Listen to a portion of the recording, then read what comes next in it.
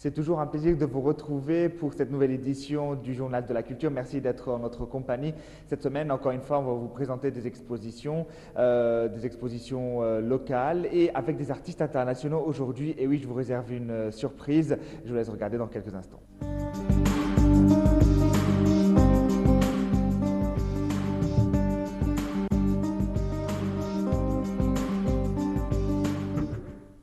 Donc sans plus attendre, la première exposition que je vous propose. L'Égypte en ce moment essaie de se rapprocher du Maroc. Alors si on parle un peu politique, il y a eu un accord entre les deux ministères marocains et égyptiens des Affaires étrangères pour un protocole d'échange entre citoyens, un protocole logistique, un protocole d'échange d'expériences commerciales. Donc vraiment un protocole complet. Et là, on ressent vraiment une volonté de rapprochement entre les deux pays. Et là, je vous propose une exposition justement commune entre des photographes marocains et photographes égyptiens. Je vous ai promis des artistes internationaux. Les voici, je vous laisse regarder.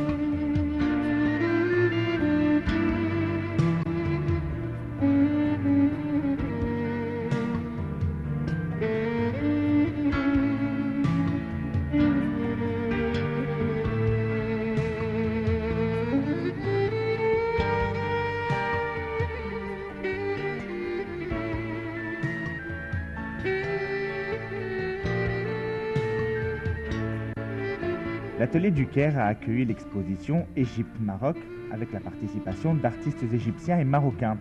Plus de 50 canevas montrent toute la splendeur des deux pays.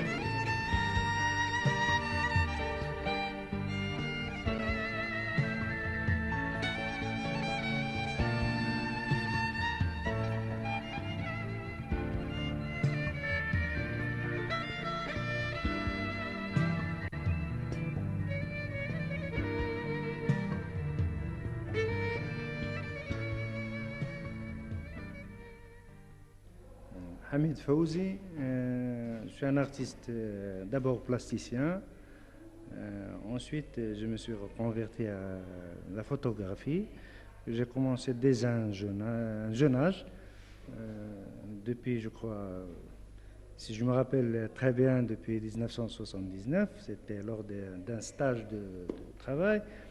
Et après, c'était la peinture.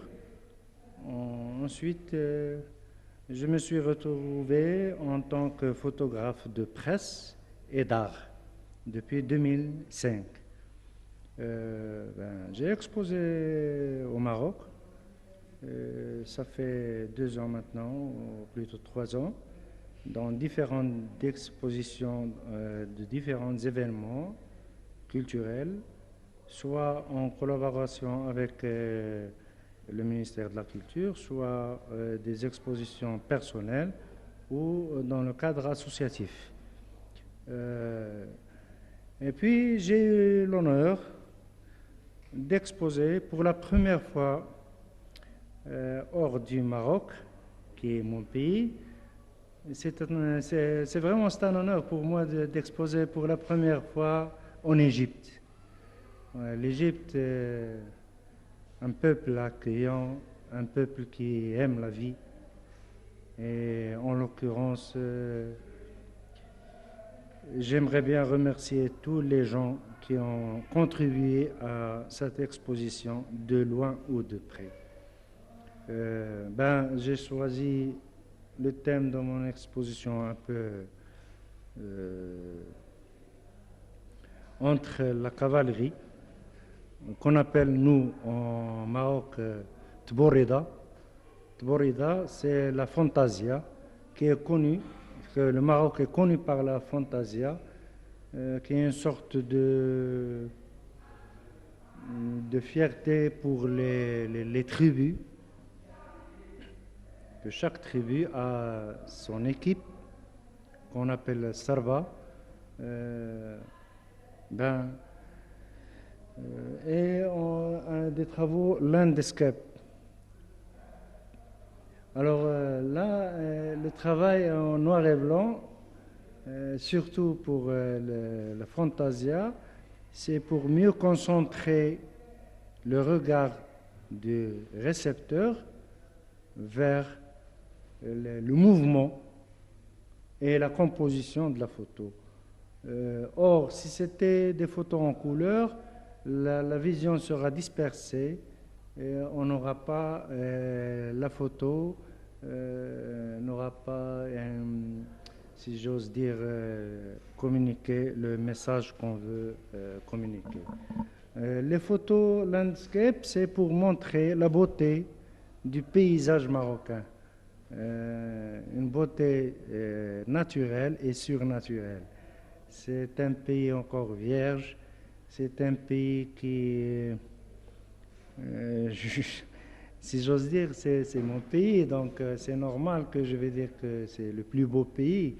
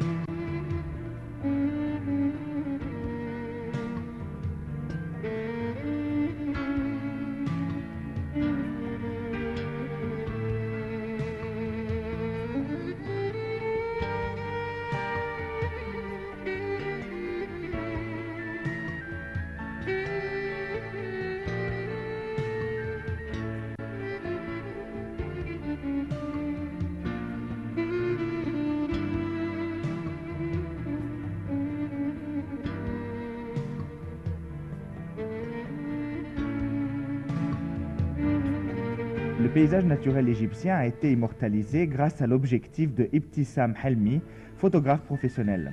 À travers 30 clichés, l'artiste a voulu prouver que l'Égypte est un pays riche en paysages naturels.